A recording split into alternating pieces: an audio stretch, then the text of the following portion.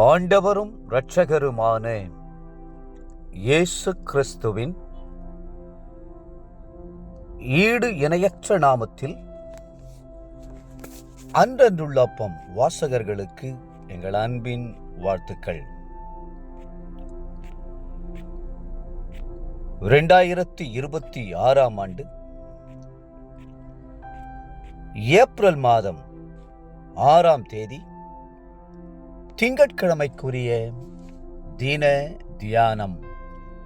இன்றைய தலைப்பு நறுமணம் வீசும் ரோஜா. உன்னத பாட்டு 2ஆம் அதிகாரம் 1 வசனம் சொல்லுகிறது, நான் சாரோனின் ரோஜாவும் பள்ளத்தாக்குகளின் லீலி புஷ்பமுமாய் இருக்கிறேன்.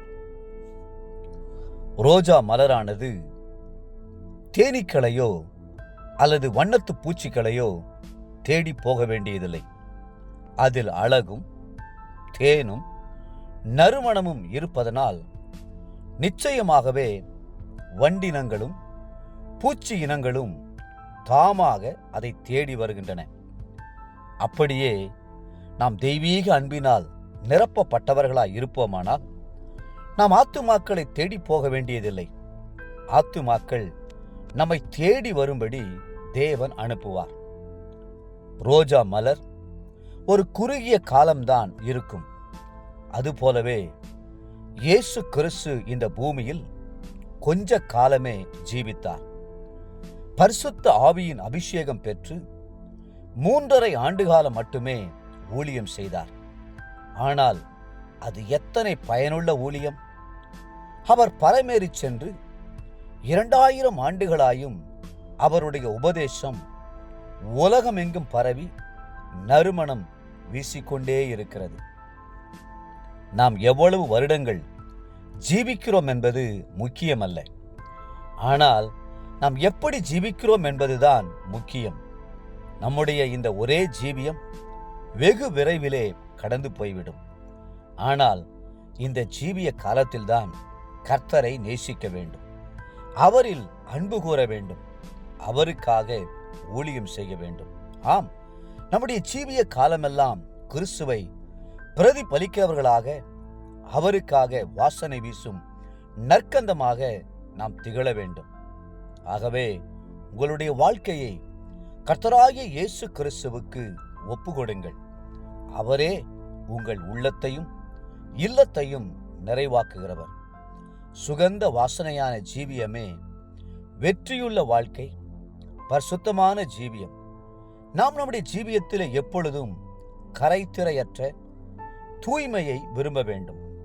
வேதம் சொல்லுகிறது, 1 யோவான் 3:3, அவர் மேல் இப்படிப்பட்ட நம்பிக்கை வைத்திருக்கிறவன் எவனும் அவர் சுத்தமுள்ளவராய் இருக்கிறது போல தன்னையும் சுத்திகரித்துக் கொள்கிறான்.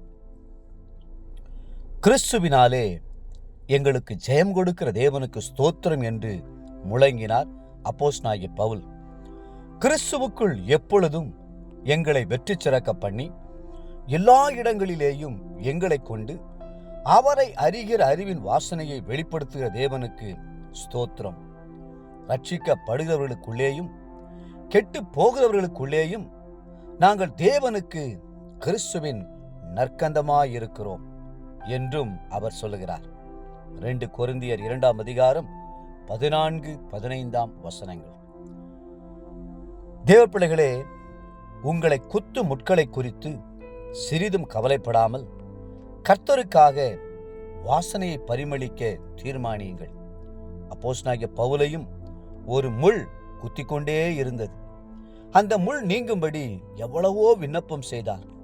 கர்த்தர் கொடுத்த பதில் என்ன? என் கிருபை உனக்கு போதும், பலவீனத்திலே என் பலம் பூரணமாய் விளங்கும் என்பதே. 2 கொரிந்தியர் 12:9. எத்தனை ஆறுதலான வார்த்தை! இன்றைய நினைவிற்கு உன்னத பாட்டு 2:2. முள்ளுகளுக்குள்ளே லீலி புஷ்பம் எப்படி இருக்கிறதோ அப்படியே குமாரத்திகளுக்குள்ளே எனக்கு பிரியமானவளும் இருக்கிறாள்.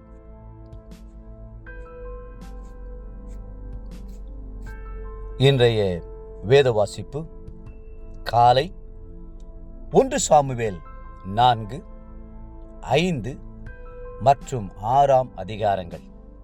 மாலை லூக்கா 9 அதிகாரம் 1 17 முடிய.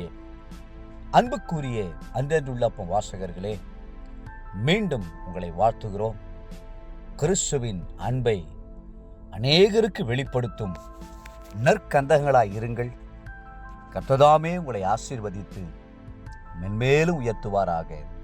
ஆமென்.